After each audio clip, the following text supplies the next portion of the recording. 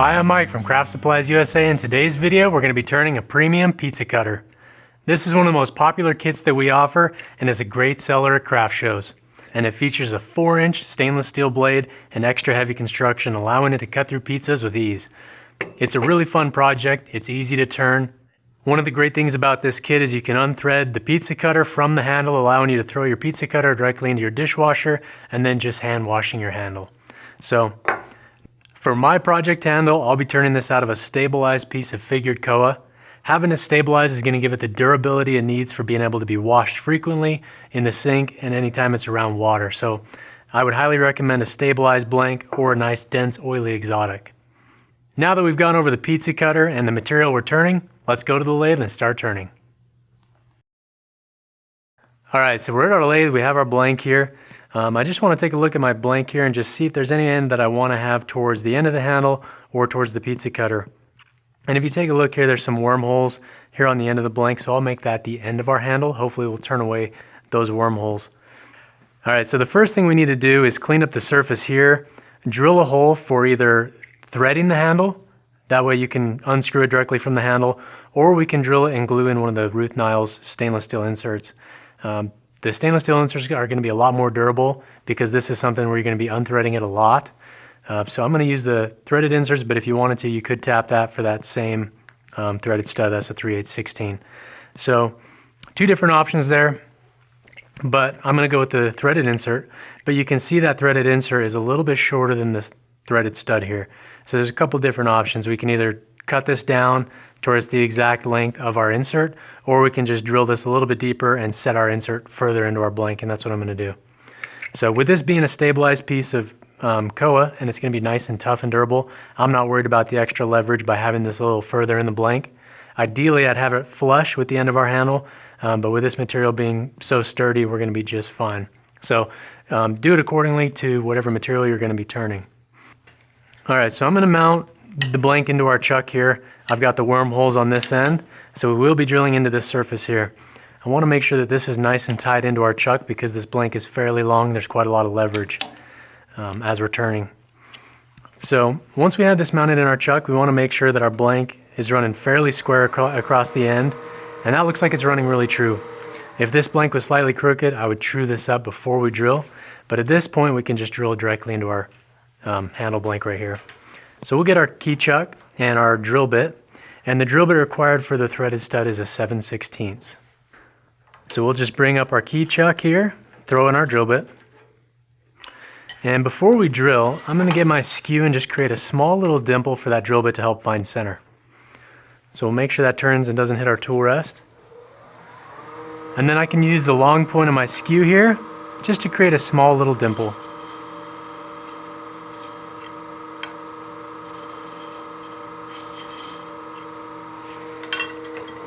That's going to help that drill bit find center.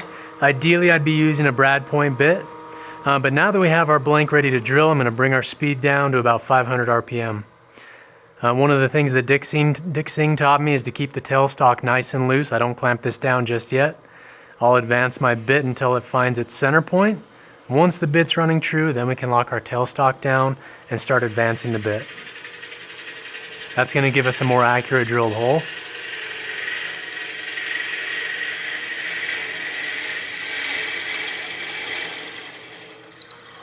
And you can either tape onto your drill bit how far you need to drill in.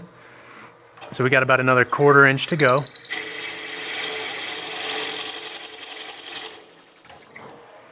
And that should be good for what we need. So now that we have this drilled out, we want to clean up the end here, get rid of any torn grain or anything, and also slightly undercut that face. The reason we want to undercut the face is so when it's registering up against our pizza cutter, we don't have any gaps. That way the outside edge of the blank is registering on the outside edge of our pizza cutter. It's going to give us a better finished look when this is assembled. Alright, to clean this up, you can either use a spindle gouge, do a bevel riding cut, or we can use our skew or a negative rake scraper. I just want to lightly clean up this surface, and when I'm using my skew as a negative rake scraper parallel to the floor, the bevel on here is so long that if I get that tool rest right up against the blank, I'm going to be registering on the bevel and it's going to be sliding off my tool rest. So I want to make sure that I'm contacting the tool rest with solid flat steel here, and then we can bump up our speed. And because we're on a long piece that's not supported great by our chuck right now, I want to take really light cuts here. Because this far out of our chuck, there's a lot of leverage.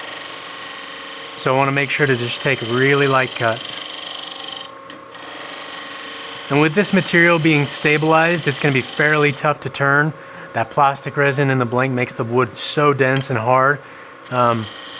It's going to dull your tools quicker, and it's going to be a little bit trickier to cut. So we're making this surface slightly concave, but you can see that negative rake scraper is giving us a really clean surface on the end grain fibers. We'll just concave this just a little bit more.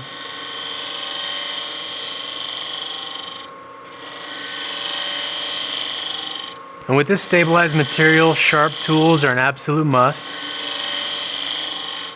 And carbide will cut this really well. If you have easy wood tools or something like that, carbide cuts stabilized material really well and leaves a pretty clean surface. So now that we have this undercut and we have a nice clean surface, I'm just going to lightly sand this with some 320 just to clean that surface up. That way when I disassemble it, I have a nice clean surface on the end. All right, and then again, when we're sanding, we want to bring that speed down about 500-600 RPM. And obviously when you're sanding, you want to make sure you wear a dust mask or a respirator, especially with these stabilized materials.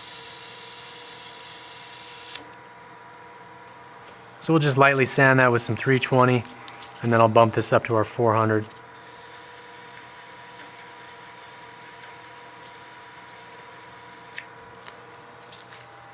Now it's time to glue in our insert. The best way I've found to do this is to thread that threaded insert directly onto the stud.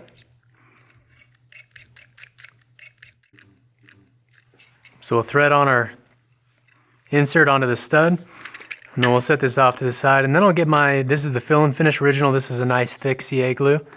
I'm just going to stick that nozzle in there and lightly coat the inside walls.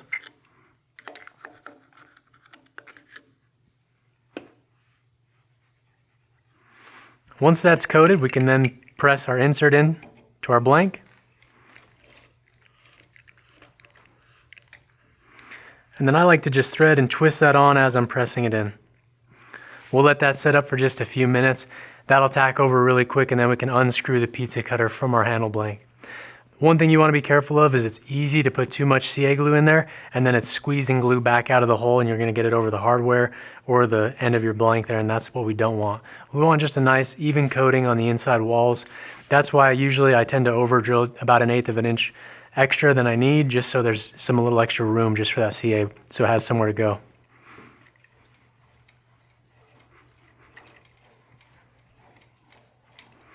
We'll unscrew the pizza cutter, leaving the insert in place at the proper depth. And you can see it's about 1/4 of an inch from the opening of our handle. Once we've removed the pizza cutter, we can hit this with some activator just to make sure that glue is fully cured. You can see I did have a little bit of CA glue leak onto the surface there that I just spread around with my finger. So I'll go back with my 600 grit and just lightly sand that and just make sure that's nice and smooth. Coating that with the CA is also going to seal those end grain fibers. If there's any openings in the fibers where the stabilizing resin hasn't penetrated, that's just going to seal that up and help keep any extra water from getting into our handle blank. Now that we have our insert pressed in and glued in and everything, we can unscrew. We can take our blank out of our chuck and remove our chuck, and we'll be using the bottle stopper mandrel to do the turning process. So for the turning process, we'll be using the bottle stopper mandrel. It has a 1/2 inch shaft, so I can mount this in my collet chuck. That's going to make it run extremely true. But we call it the bottle stopper mandrel, but you can use it for a lot of different things. This has the same threaded shaft that'll fit our insert that we just glued in, but you can get it with a few different sized bushings, so you can do full-size bottle stoppers, pizza cutter handles, bottle openers, pretty much all of our kitchen accessories. They use the same 3/8/16 threaded stud you can use on the bottle stopper mandrel. For our pizza cutter, we'll be using the larger bushing to make sure our handle is the same size as the hardware when we assemble our handle. But now that we have our threaded insert glued in, it threads directly onto our bottle stopper mandrel. And we can bring up our tailstock for extra support. So as we thread this on, I don't want to crank this down onto our threaded mandrel.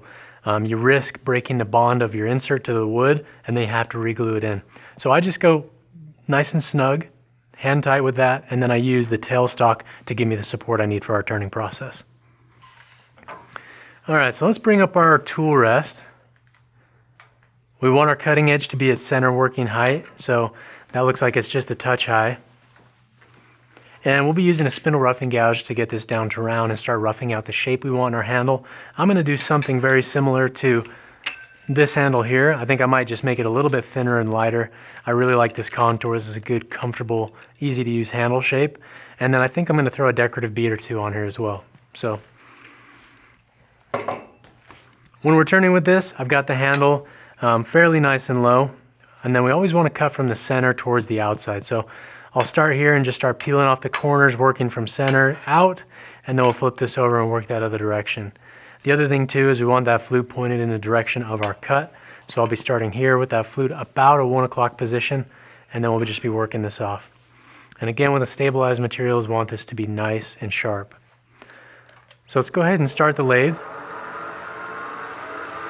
And because of the size of material, we can turn this about 2,000 RPM. And we'll just start roughing off these corners.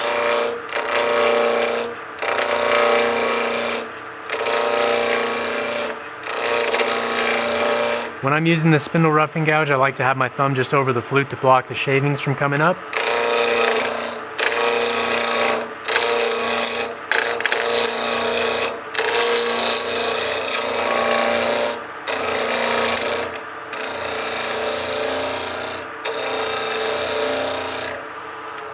But I just had a piece chunk out on me. It was right where the wormhole was.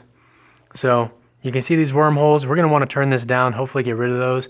If we don't get rid of those, we can fill those with CA and some of the wood dust to try and fill those.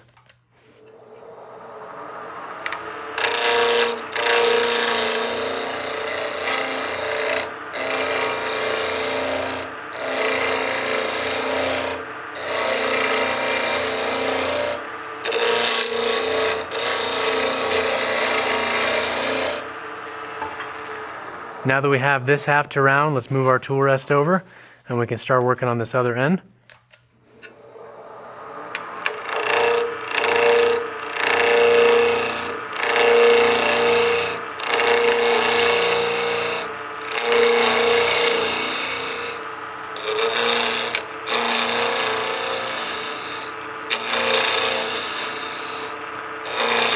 Again, I've got that flute about 11 o'clock.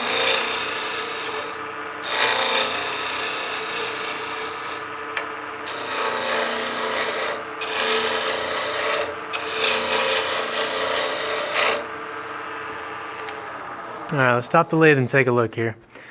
So we've got this pretty much to round now. Now we can start roughing our shape in that we want. We'll do that with the spindle roughing gouge, and once we get a rough shape, we'll go to our spindle gouge for some good bevel writing cuts to get some clean surfaces. You can also bring that tool rest in a little bit closer to our work.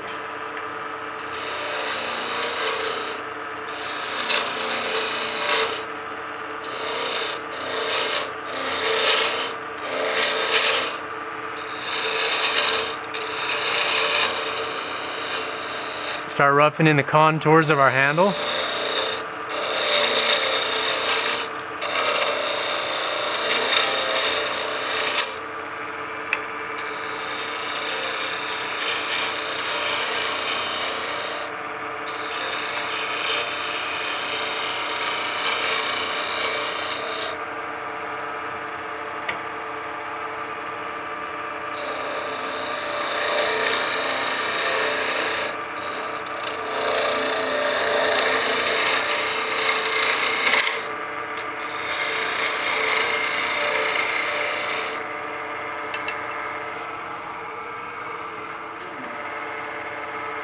I'll grab my 1/2-inch spindle gouge and start getting the contour towards our collet chuck that we want.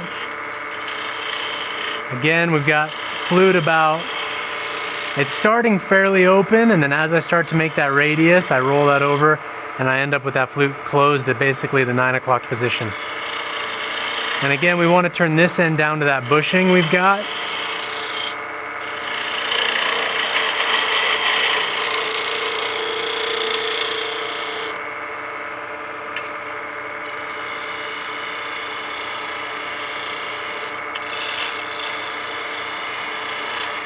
Just looking to smooth over this radius and get a little better curve.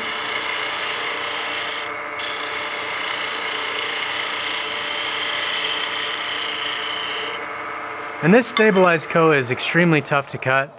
This is like turning almost like desert ironwood at this point. Stuff's really hard and dense. But you can see we've got some really good figure through our piece. This is still plenty bulky. So I'm going to keep removing material and start getting the radius on the end as well, down here on our tailstock end.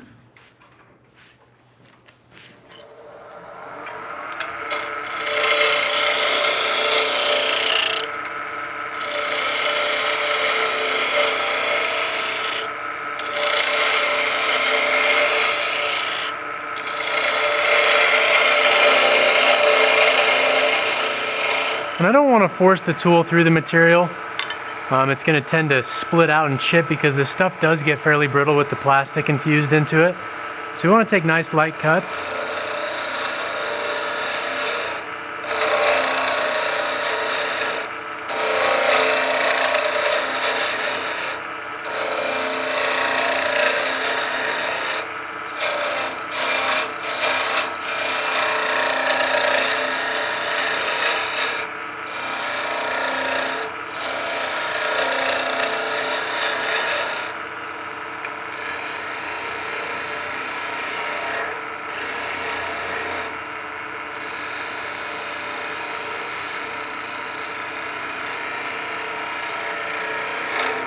Just trying to smooth out the curve in that transition area. It feels pretty nice.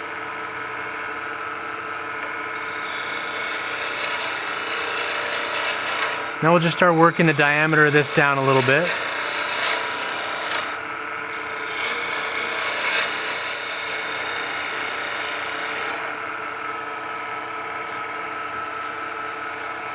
I'm going to stop the lathe and just feel how this handle is. I think that's about a good size. I think we could take it down just a little bit smaller. I think it's still just a bit heavy. And I might shorten it up as well because there's a few more wormholes once we started turning through this piece.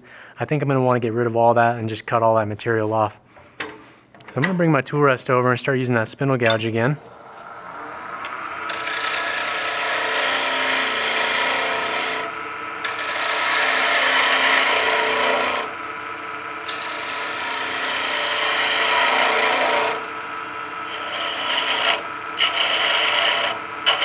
And just part this down and remove some of that excess material.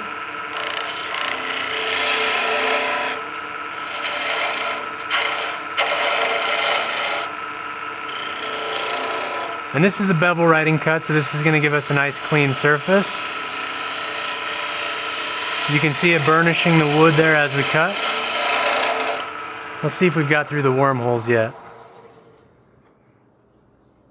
Okay, we got through all but this one, so I'm going to have to cut that back about another 1/8 of an inch or so.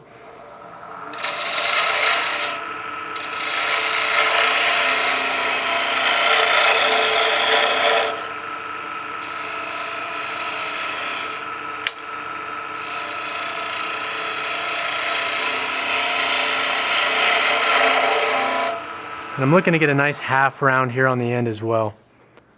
So we're almost through that little wormhole. We'll keep turning this away.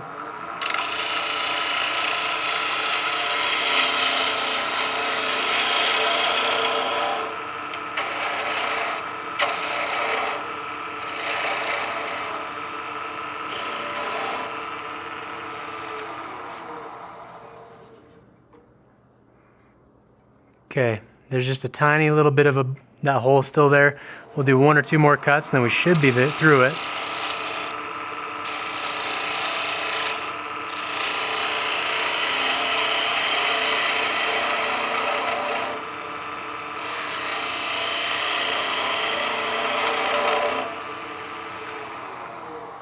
Okay, that feels nice and smooth now. Okay, so we got through the wormholes. Now I'm going to bring this down in diameter and just thin this out in the center as well.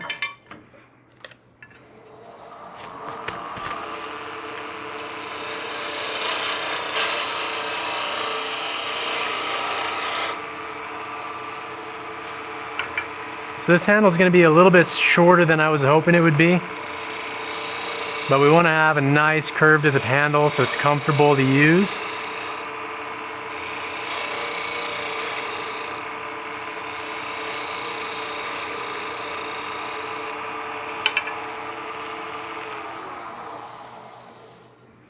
Okay, I'm pretty happy with the curve we have here. I think we could take out just a little bit more right in here.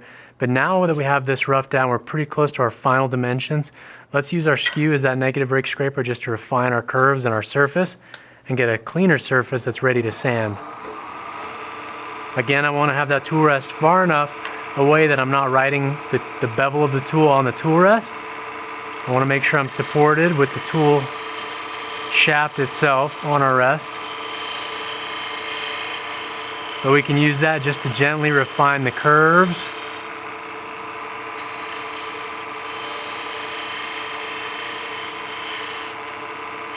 And the nice thing about the negative rake cutters, or the negative rake scrapers, is they're not self-feeding, so they're very, very easy to control.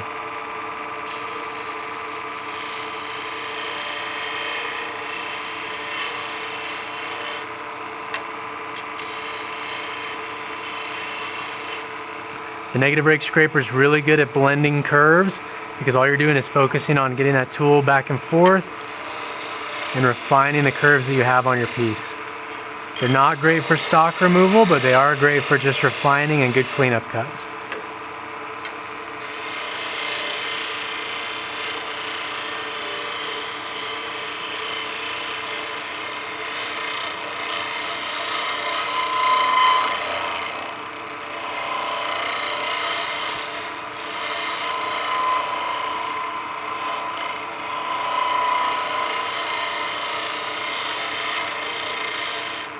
Alright, let's stop the lathe and take a look. Okay, you can see that scraper left us a really good surface here. The end here we cut with our spindle gouges, cut nice and clean. So now we can rough sand this material. I want to do that while we still have our tailstock support.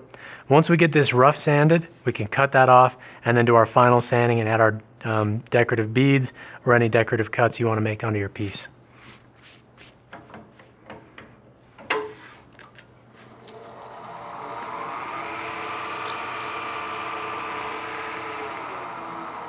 Again, for our sanding speed, we want to drop that back down about half of what your turning speed is.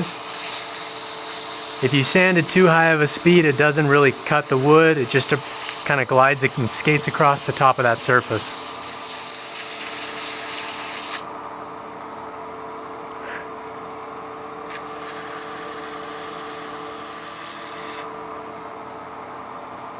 Okay, once we have that rough sanded, let's go ahead and cut away that nub. And because we're cutting end grain fibers here, we want to make sure that we cut those cleanly and we don't break the nub off, otherwise it'll break out those end grain fibers. So we'll use our spindle gouge to make this smaller and smaller. And just work down that size of the nub we have. And then we want to use the nose of that gouge to get in there and then cut those fibers nice and clean. We'll also remove the tailstock pressure. And just work the nub in there, or sorry, the nose of the gouge in there until you cut through the nub and we have clean cut fibers. We can get our tailstock out of our way and then use the palm of our hand to sand the end of the blank. That'll help us keep that nice half round we have. Keep that curve the way we want it. Let's see if that surface is looking okay. Perfect, so we don't have any tear out or torn fibers.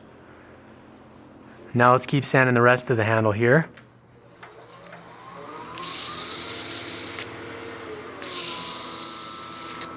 And then I'll stop the lathe. So we're sanding with 240 grit right now.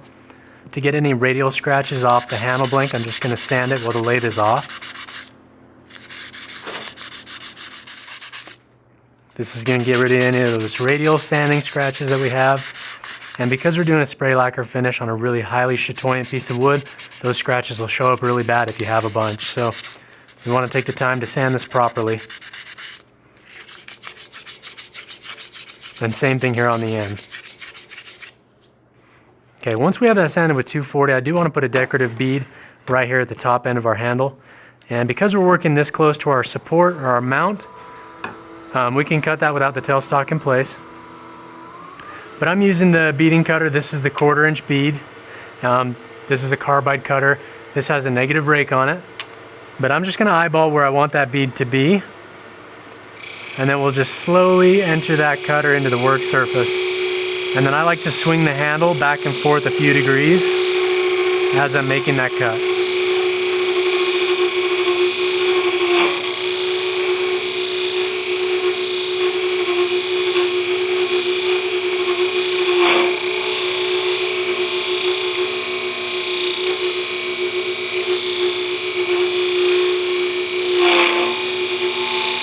We're getting just a little bit of chatter because we're unsupported.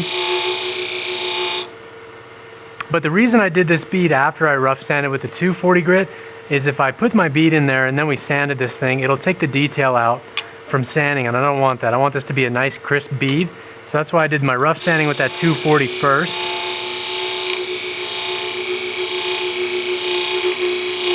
But you can see as I'm swinging the handle back and forth, that bead is starting to form.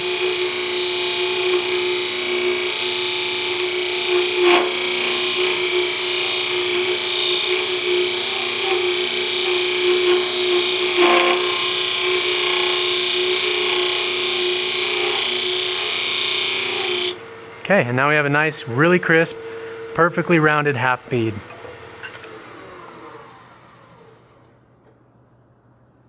Okay, so now we can finish sanding. It looks like it did tear out just a little bit, so we might want to hand sand that. That is the risk of doing a carbide tool on a stabilized piece of material. This stuff is really, really brittle, and it tends to chunk out. So if you have that happen, what we can do is we can either keep cutting that bead a little bit deeper to clean that up, and I think that's what I'll try before I try sanding it.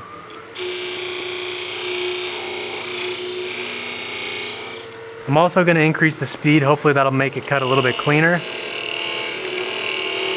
I'm right now in about 2300 RPM.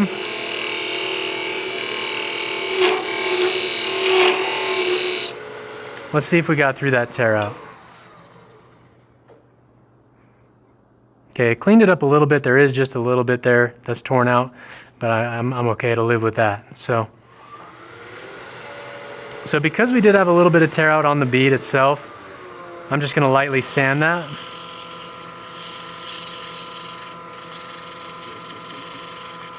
Yeah, this is back with our 240 grit. I want to be careful though not to round off these sharp corners that we have here. That keeps that detail nice and crisp. And then I also want to try to keep the same shape of the bead we have from the cutter. So I don't want to deform the bead with my paper.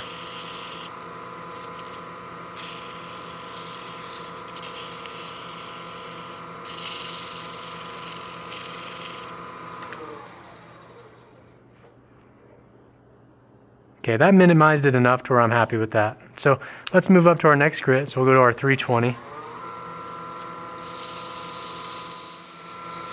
And then again, we'll use the palm of our hand here on the very end, just to help keep that shape that we have.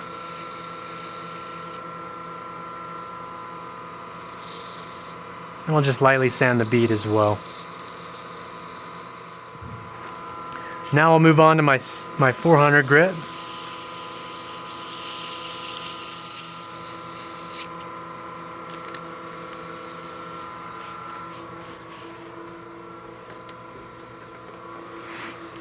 All right, let's clear off the lathe bed.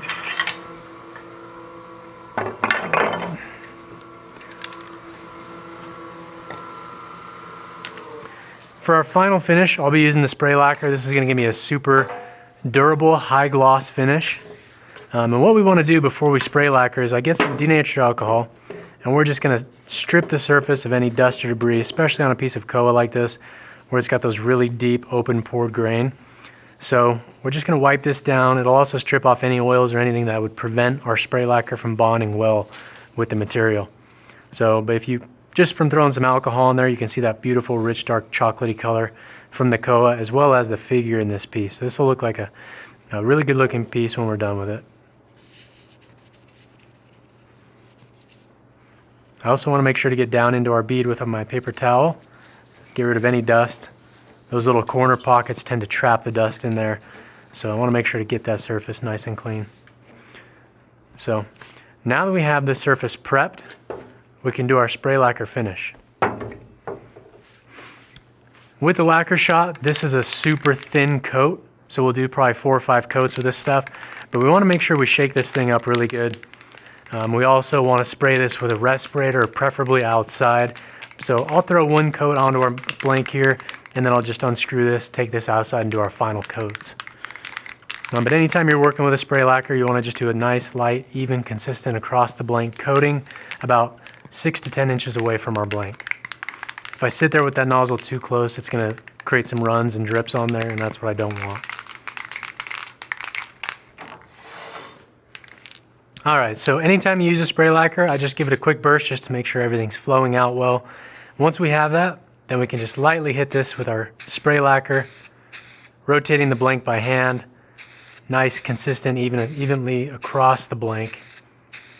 But you can see how it just pops the color and the figure in our wood. And then I also want to make sure I get the very end of the handle. So we'll let that tack up. That's going to be our first coat. We'll probably do 3 or 4 coats. So I'll unscrew this from the lathe, and then I'll take this outside, let that cure out in the sun as well, and then we'll put our additional coats on outside. Alright, so we've just come back in from letting this cure. We put 3 to 4 coats on outside, and then I brought it in here just to let it sit overnight and fully cure before we buff this surface. The spray lacquer finish that we have right now is a really good high gloss, and it's going to give us the durability we need for something that might be washed. The other thing though is I do want to refine this surface and see if I can pop the gloss just a little bit more. So I'll be using the Yorkshire grit. This is the micro fine version of it. So it's got a really fine micro abrasive in there. That's going to polish that spray lacquer and hopefully give us an even higher gloss. So let's turn on our lathe. I'm going to keep this at our turning speed because now that we're polishing, we want that speed to be higher. And I'll get just a little bit of this in our rag. And this should increase the shine and knock down any little tacky areas or anything if you got some dust on your piece while it was curing.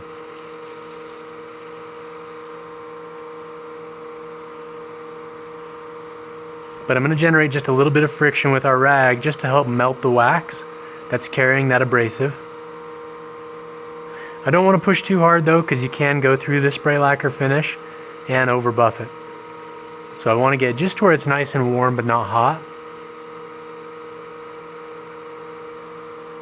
And I can already feel that spray lacquer getting smoother. So I'm just going to a clean section of cloth now and just buffing away any excess wax. And then I'll fold this over just to get down in the corners of our bead here.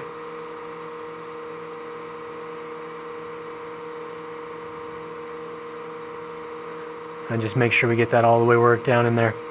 Now we'll get a clean section of rag and finish buffing off any excess wax. Then we can stop the lathe and see if this has increased the shine. I think it looks really good. I think it did buff up that gloss factor just a little bit and has smoothed out any of those little tacky areas from dust being outside when it was still tacky. So we got a nice smooth polish on there. We can put away our Yorkshire grid now. Let's take this off our mandrel.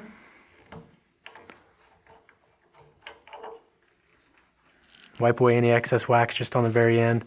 And now we can thread this into our pizza cutter. So we got a really good high gloss finish. That's going to really accentuate the figure we have in this piece. And the spray lacquer leaves the color of the wood natural. So it just brings up the natural color in our piece and it doesn't give it an amber or a dark color to it. So we can get our hardware now and thread that directly into our threaded insert.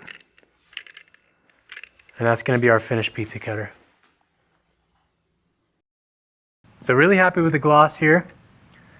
Just wipe it down, get rid of any fingerprints, and this thing is ready to sell at your next craft show.